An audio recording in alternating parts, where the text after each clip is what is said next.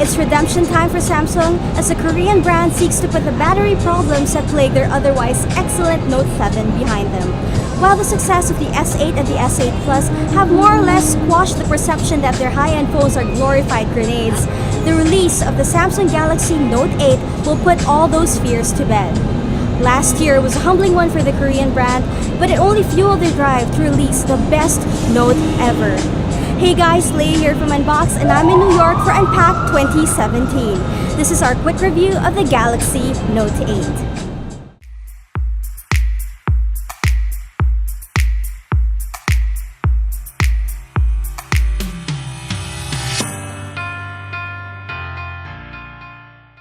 The design of the newest Note released by Samsung follows along what we've seen in the latest iteration of their S-series devices, although slightly larger than the S8 Plus.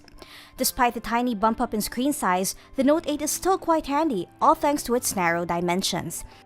As expected, you've still got the gorgeous glass panel on the back of the device and the same certification for dust and water resistance in case you get caught in the rain or accidental spills on the table. The Note 8 also features Samsung's Infinity display that measures in at 6.3 inches with a screen-to-body ratio of 83.6%, which makes it prime for what the Note series of phablets are known for, simultaneously multitasking apps via split screen.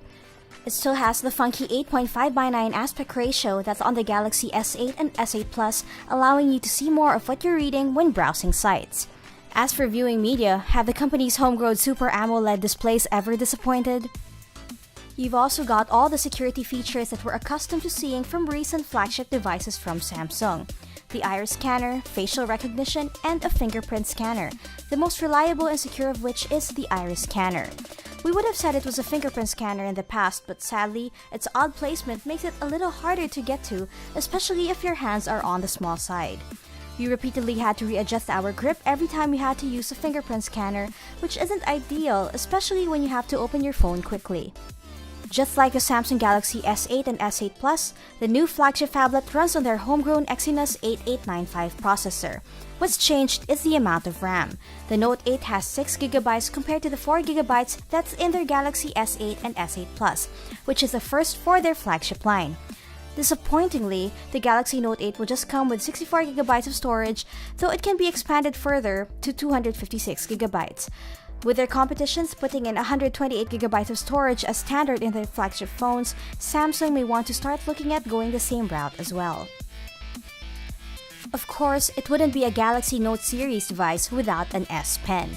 The S Pen that shipped with the defunct Note 7 was the best one from Samsung, and it's made its way onto other devices such as the Tab S3 and even the Galaxy Book. And just like last year, Samsung improved the S Pen to make it even better. The thinner tip gave it the feel and accuracy of a real pen, and there was virtually no input lag. You can also use it to personalize live messages and write up to 100 pages of memos. It is also IP68 certified, so you don't have to worry about getting it wet either. The Galaxy Note 8 marks the first time that Samsung is releasing a device equipped with dual rear cameras. It has two 12-megapixel cameras, one having an aperture of f1.7 and another having a 2x optical zoom with an f-stop of f2.4.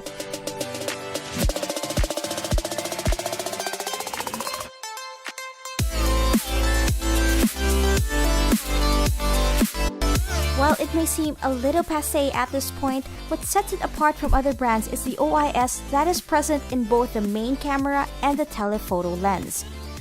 Dual cameras usually mean adding bokeh after the fact that the Note 8 has a live focus feature that allows you to choose the amount of depth of field as you take photos, adding 2x optical zoom to the mix for those objects you'd like to capture in the distance. Also, the camera array has 0% protrusion, so there's no more camera bump for this phablet.